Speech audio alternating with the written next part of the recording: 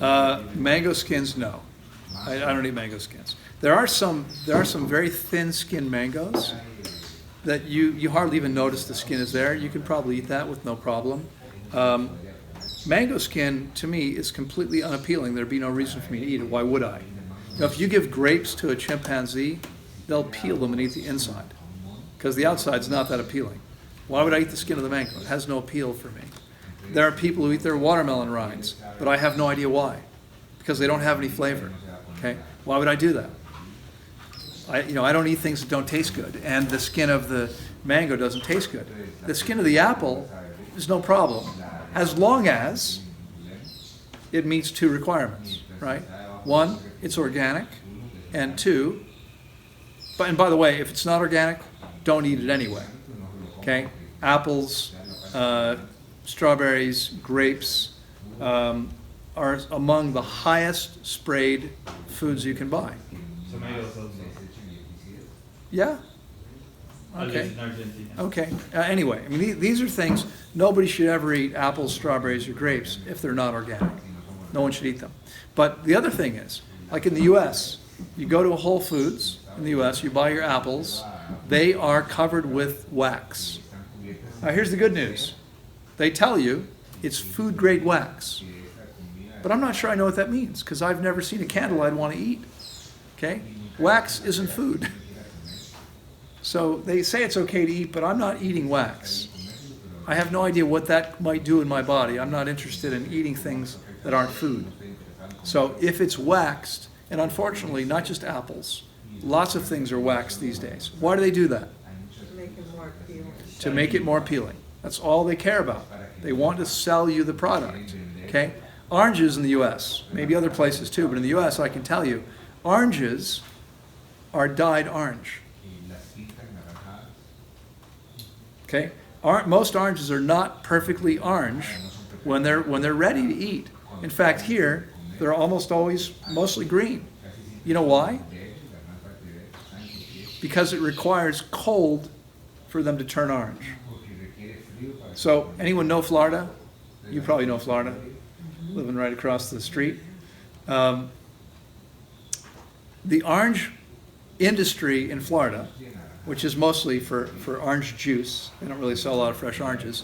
But oranges in Florida are grown in central Florida. They're not grown around Miami. Why not? It's not cold enough. It doesn't get cold enough. You need cold to make sugar in oranges and for them to turn orange. Okay? If it's not cold enough, they're not going to be very sweet, they're not going to be orange. Here, the oranges aren't usually uniformly orange, and guess what? They're not as sweet as they are in the U.S. and probably in Argentina when you've got cold weather. Okay? They probably don't grow all the oranges up in the tropical section. They probably grow them a little further south. Yeah, Lockman. Right. That's because they want cold weather.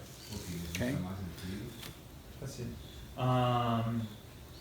What fruits are not affected by like pesticides? Because they have a thick peel. Well, Like bananas. the thickness of the peel isn't the only factor. Okay, when you spray the plant as the fruit is forming, the spray lands on the leaves, goes down to the root system, and comes back up through the plant and becomes part of the cells of every cell of the plant. So you can't.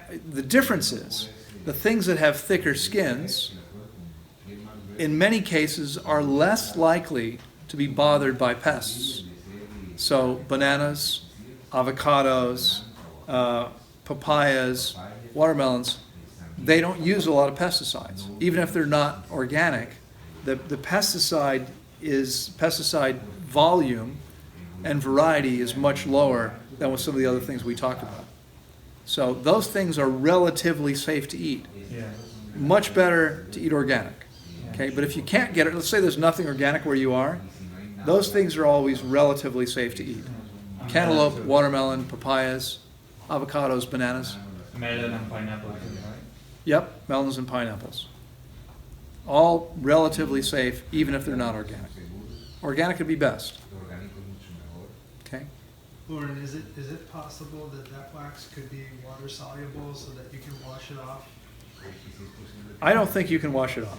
I've heard that if you put it in hot water, a few minutes later, you see all kind of crap floating out. No, I'm sure you would see all kinds of crap, but I doubt you'd get all the wax off. My guess is to get all the wax off, it would probably have to be hot enough that you'd be cooking your food or damaging it. I mean, I'm not so sure. I think the thing to do is just to peel it. Now, no, we're not going to do it today. We'll end there. Hey, thanks for watching. If you're interested in more information about fasting in general, we've got a playlist there. If you're interested in fasting for specific conditions, you can check out that list. If you want to hear what people's experience was in their own words, we've got a group there, and then we've got another one which is all about optimal diet, how to maximize your health.